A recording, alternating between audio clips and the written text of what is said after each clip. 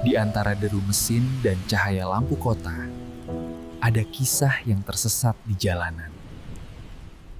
Kadang, yang berhenti di depanmu tengah malam bukan cuma sopir biasa. Setiap perjalanan punya tujuan. Tapi bagaimana kalau peta tak lagi mengenali jalanmu? Jakarta tak pernah benar-benar tidur. Di antara deru mesin dan cahaya lampu kota, selalu ada kisah yang tersesat di jalanan. Malam itu, seorang pria memesan taksi online untuk perjalanan singkat pulang ke rumah. Tapi entah kenapa, ia tak pernah sampai tujuan. Ini adalah kisah tentang perjalanan yang seharusnya biasa saja, tapi berubah menjadi mimpi buruk yang meninggalkan jejak yang tak bisa dijelaskan. Hujan baru saja reda ketika Dimas menatap layar ponselnya. Jam menunjukkan pukul 23.47. Ia baru keluar dari kantor di Kuningan, menenteng tas laptop, dan menatap jalanan yang sepi di depan gedung tinggi yang mulai gelap. Jakarta malam itu terasa dingin, sunyi, dan basah. Ia menekan aplikasi taksi online, ikon peta berputar perlahan sebelum muncul notifikasi. Driver ditemukan, Teguh S, Toyota Vios Silver B1783VY. Estimasi tiba 2 menit. Dimas menghela napas lega. Ia benci menunggu di tengah malam seperti ini. Beberapa rekan kerjanya sudah pulang duluan. Area itu kini benar-benar sepi.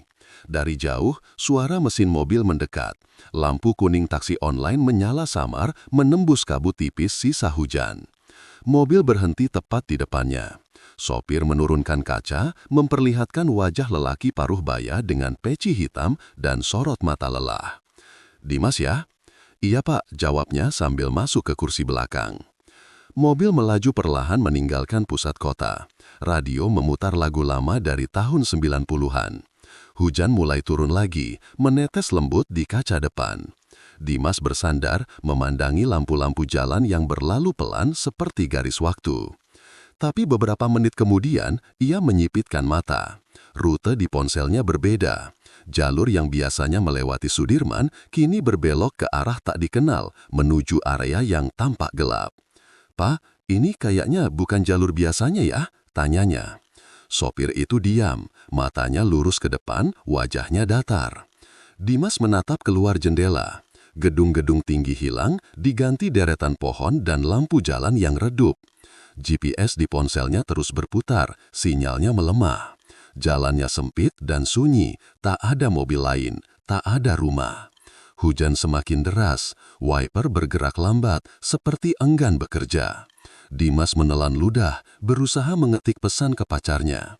"Aku OTW rumah, nanti kabarin kalau udah nyampe." Pesan terkirim, tapi tanda biru tak pernah muncul. Ia menatap layar GPS bawaan mobil. Titik biru lokasinya menari di peta kosong tanpa nama jalan. Hanya warna hitam dan garis samar. Sekejap muncul beberapa huruf sebelum lenyap. R-A-W. "Pak, ini lewat mana ya?" tanyanya. Sopir itu masih tak menjawab. "Pak Teguh?" Lelaki itu menunduk sedikit. Suaranya pelan tapi berat. "Tenang aja Mas, saya tahu jalan pintas." Hujan menebal, jalanan makin gelap. Dari kaca jendela, lampu-lampu jalan tampak seperti bintang yang jatuh satu persatu. Dimas merasa napasnya berat. Ia membuka peta di ponsel, tapi aplikasi tertutup sendiri. Layar hitam. "Pak, saya mau turun aja ya?" Sopir itu tak bergerak. Dimas menatap ke depan, dan hatinya berhenti berdetak sejenak.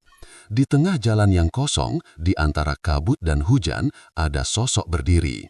Tak jelas wajahnya, hanya bayangan tegak yang memandang ke arah mereka. Mobil tiba-tiba berhenti, mesin mati, sunyi. Sopir itu menunduk, kedua tangannya menggenggam setir erat. "Pak, siapa itu?" Suara Dimas nyaris berbisik. Teguh tidak menoleh. "Mas," katanya pelan, "jangan keluar, jangan lihat matanya." Lalu dari luar terdengar ketukan pelan di kaca belakang. 3 kali, perlahan, berirama. Suara hujan semakin keras. Wiper bergerak lambat, seolah ragu. Di dalam mobil hanya ada suara napas Dimas yang memburu dan dengusan mesin yang nyaris padam. Pak Teguh, suaranya pecah di udara lembab. Sopir itu tak menoleh. Tubuhnya kaku, matanya tetap ke depan, seolah disangga oleh ketakutan yang sudah terlalu tua untuk dijelaskan. "Jangan lihat matanya, Mas," bisiknya akhirnya. "Kalau dia sudah mengetuk 3 kali, yang keempat bukan minta izin." Ia menarik napas panjang. "Itu undangan." Dimas membeku. Ia menoleh ke kaca belakang dengan pelan, tapi di luar hanya gelap dan kabut yang menempel di jendela. Lampu belakang mobil memantul di aspal basah, membuat bayangan air tampak seperti sesuatu yang bergerak. Ia menggenggam ponselnya erat.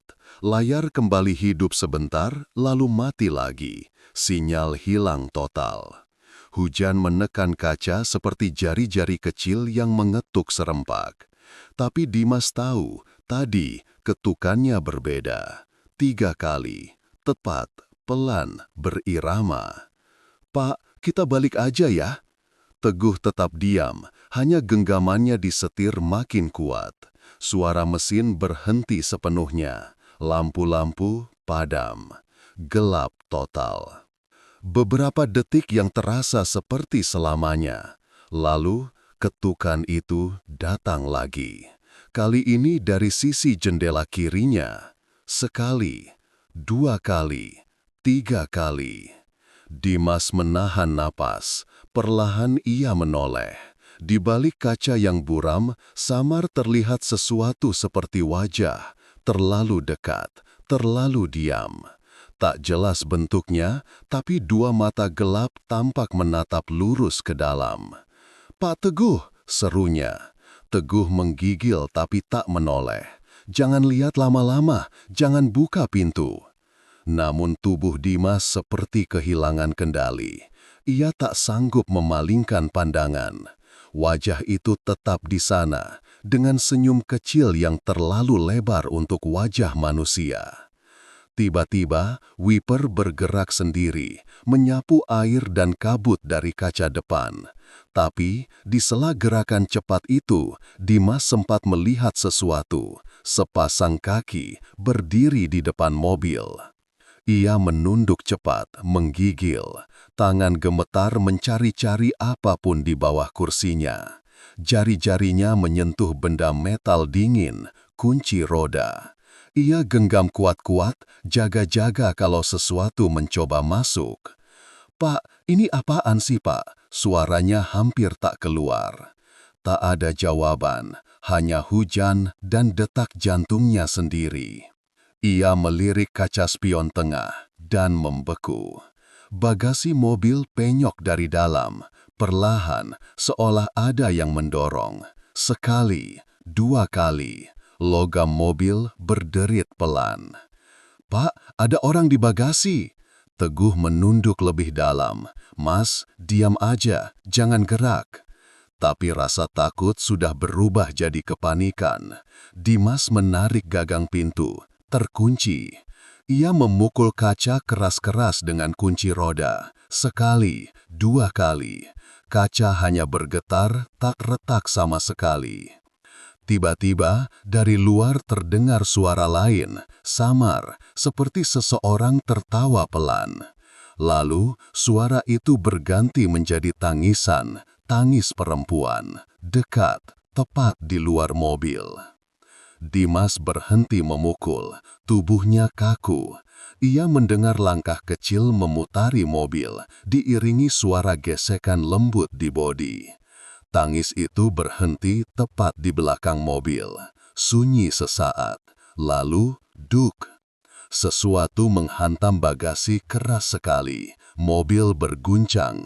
Lampu dashboard berkedip menyala sebentar, menampilkan 1 angka di jam digital, 13. Dimas dan Teguh saling menatap dalam gelap. Teguh berbisik, nyaris tak terdengar. Kalau angka itu muncul, artinya pintunya sudah kebuka. Mobil berguncang lagi, lebih keras dari sebelumnya. Suara logam berderit dari arah belakang, disertai bunyi dok, dok, seperti seseorang mencoba keluar dari dalam. "Pak Teguh, itu apaan di bagasi?" Teguh tidak menjawab. Tangannya masih menggenggam setir kuat-kuat, matanya kosong. "Pak!" Dimas berteriak lebih keras. Tapi sopir itu justru menunduk semakin dalam, wajahnya nyaris tak kelihatan. Tiba-tiba, kunci mobil berputar sendiri. Mesin menyala pelan, wiper bergerak, lalu mati lagi. Listrik seperti hidup mati dalam hitungan detik, hanya suara hujan yang tersisa. Dimas menatap kaca spion. Penyok di pintu bagasi kini semakin besar, membentuk tonjolan dari dalam. Ia menelan ludah, mencoba berpikir jernih. "Pak, saya keluar aja ya, biar saya cek." Sopir itu menatapnya sekilas, matanya merah dan lembab. "Jangan mas, sekali keluar, nggak bisa balik." Tapi rasa takut bercampur panik membuat logika Dimas hilang. Ia menarik tuas pintu lagi, tapi tetap terkunci. Ia menendang-nendang keras. "Buka pak, bukain, cepat!" Lalu bunyi klik terdengar. Kunci pintu terbuka sendiri. Dimas langsung keluar, disambut udara malam yang dingin dan basah. Kabut menutupi jalan, hanya menyisakan cahaya redup lampu belakang mobil. "Pak Teguh," serunya. Tak ada jawaban, sopir itu tetap duduk diam, kepalanya menunduk. Dimas berjalan perlahan ke belakang mobil. Setiap langkah menimbulkan cipratan kecil air hujan. Tangannya gemetar saat memegang gagang bagasi. Hening, hanya suara rintik hujan. Ia menarik gagang itu pelan-pelan. Kriit. Bagasi terbuka. Udara dingin menerpa wajahnya. Di dalamnya kosong. Hanya ada genangan air kecil dan sebuah pita kuning tergeletak di tengah. Pita itu basah, tapi tulisan di atasnya masih terbaca jelas. "Rani." Dimas menatap benda itu lama. Lalu sesuatu bergerak di balik kabut. Samar-samar, siluet seorang perempuan berdiri beberapa meter dari mobil. Rambut panjangnya menutupi wajah, tubuhnya seperti meneteskan air. "Rani," Dimas berbisik tanpa sadar. Perempuan itu tidak menjawab, tapi kepalanya bergerak pelan, menoleh ke arahnya. Langkah kecil terdengar. 1, 2, 3. Setiap langkah membuat genangan air di sekitarnya beriak. "Pak Teguh!" Dimas menoleh panik, tapi sopir itu tidak ada di dalam mobil. Hanya topi hitamnya, peci, tergeletak di kursi depan. Ketika Dimas menatap ke belakang lagi, sosok perempuan itu sudah lebih dekat, sekitar 2 meter di depan bagasi. Rambutnya menempel di wajah. Air menetes dari ujung jarinya ke aspal. Mulutnya mulai terbuka perlahan, terlalu lebar. Dimas mundur, tangannya mencari-cari di tanah, memegang kunci roda yang tadi ia bawa. Perempuan itu terus mendekat, langkahnya tanpa suara, hanya bunyi plesak-plesak dari air hujan di sekitarnya.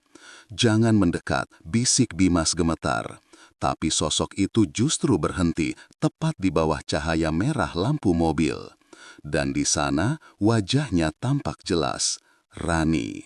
Mata kosong, kulit pucat kehijauan, bibir biru. "Mas, Dimas!" Suara lirihnya pecah di antara hujan.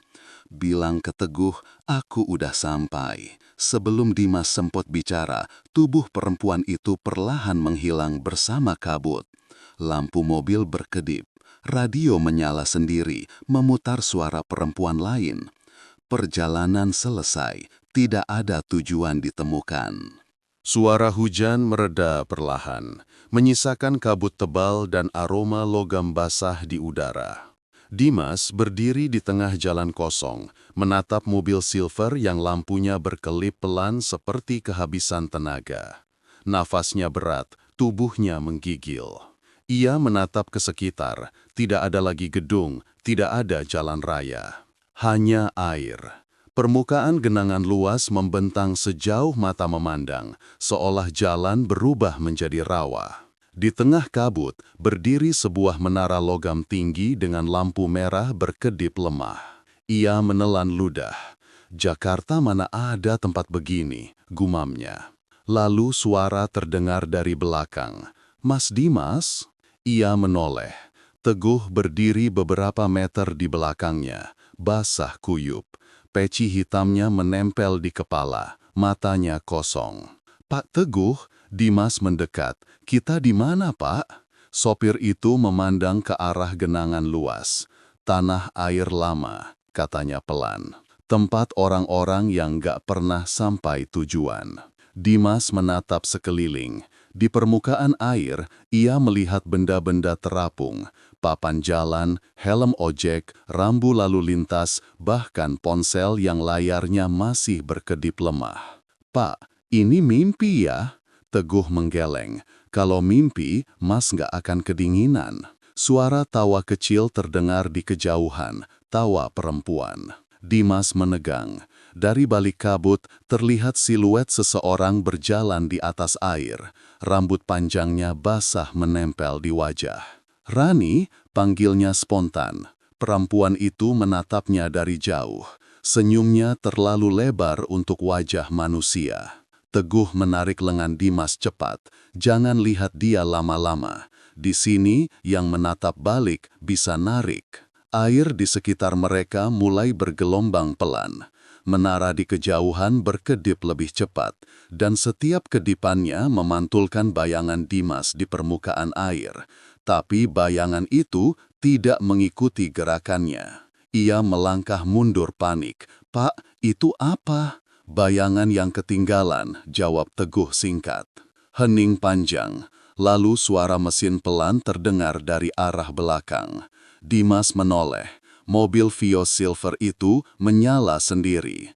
Lampu depan menerangi kabut, menciptakan jalur cahaya menuju menara. Kayaknya dia mau ngajak balik, kata Teguh. Kemana? Ke tempat Mas seharusnya sampai. Mereka berjalan pelan mendekat. Setiap langkah menimbulkan riak bercahaya di air. Dimas memperhatikan, setiap riak membentuk wajah. Wajah-wajah samar orang asing menatapnya dari bawah permukaan. Pak, mereka siapa? Teguh berhenti. Penumpang-penumpang sebelum Mas. Ketika mereka sampai di depan mobil, Dimas melihat kursi pengemudi kosong. Ponsel di dashboard menyala, menampilkan peta dengan satu tulisan, tujuan menara sinyal. Mas yang nyetir, kata Teguh pelan. Hah? Kenapa saya? Karena cuma penumpang baru yang bisa keluar. Dimas ragu, tapi entah kenapa tubuhnya bergerak sendiri. Ia masuk ke kursi pengemudi, menyalakan mesin. Air di sekitar mobil bergerak pelan, membuka jalan. Teguh berdiri di luar, tersenyum samar. Kalau Mas udah sampai, jangan lupa lihat siapa yang nunggu di ujungnya. Pak, ikut saya. Teguh menggeleng. Saya udah sampai duluan. Dimas menatapnya sekali lagi sebelum menekan pedal gas. Mobil bergerak menembus kabut menuju menara yang berkedip merah. Dan di kaca spion, ia melihat Teguh menghilang, meninggalkan hanya peci hitamnya yang mengapung di air. Mobil melaju pelan di atas air. Kabut menipis setiap kali roda berputar. Di kejauhan, menara logam tinggi itu menjulang, lampunya berkedip merah seperti detak jantung yang tak teratur. Dimas menggenggam setir kuat-kuat, setiap napasnya terdengar jelas di dalam kabin yang lembab. Layar GPS di dashboard menyala sendiri. Peta kosong itu kini menunjukkan satu jalur lurus menuju titik merah bertuliskan menara sinyal. Suara mesin bergema di antara kabut, berat dan dalam, seolah mobil sedang menembus ruang yang bukan dunia nyata. Beberapa menit kemudian, permukaan air mulai mengeras menjadi aspal retak. Mobil berhenti tepat di depan tangga logam tua yang mengarah ke pintu kecil di kaki menara. Dimas keluar, udara di sana dingin dan berbau karat. Pintu itu terbuka sedikit, menampakkan cahaya kehijauan dari dalam. Ia melangkah masuk. Ruang sempit di dalam menara penuh dengan suara listrik berdengung. Puluhan monitor tua menempel di dinding, menampilkan peta Jakarta dari berbagai sudut. Setiap layar punya titik biru yang bergerak perlahan. Beberapa berhenti dan berubah warna menjadi abu-abu. Dimas mendekat ke salah satu monitor. Titik di peta bertuliskan Dimas S. Status di bawahnya berkedip pelan. Perjalanan selesai, tidak ada tujuan ditemukan. Ia menatap layar itu lama, dadanya sesak. "Mas Dimas," suara familiar terdengar dari belakang.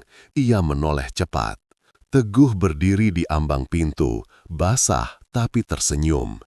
"Pak, saya kira Bapak udah," potongnya pelan.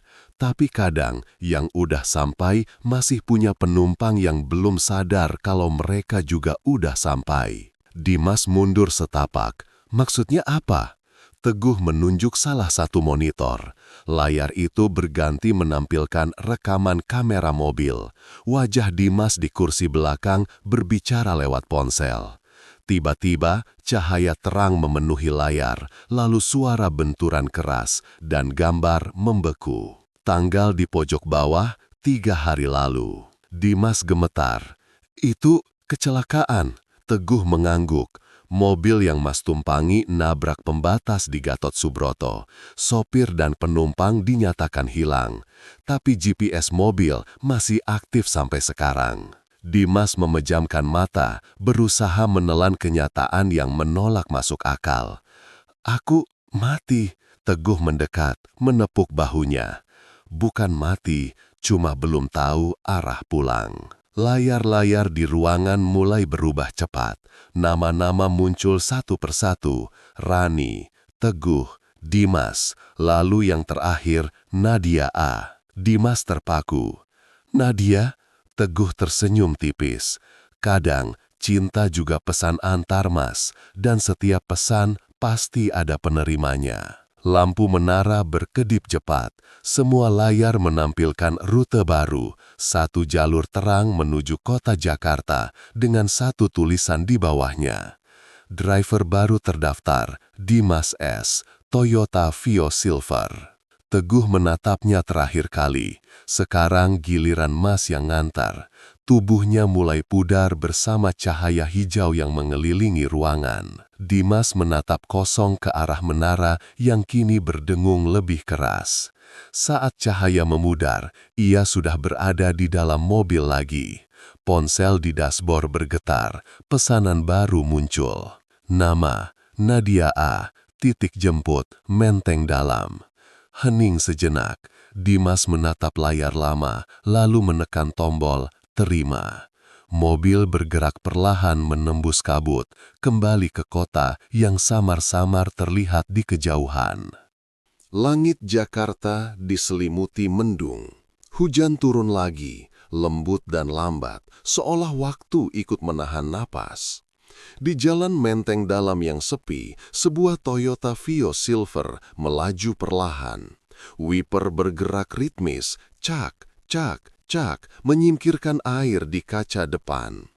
Di balik kemudi, Dimas duduk diam. Seragam sopir menempel di tubuhnya, kemeja biru muda dengan peci hitam milik Teguh di kepalanya.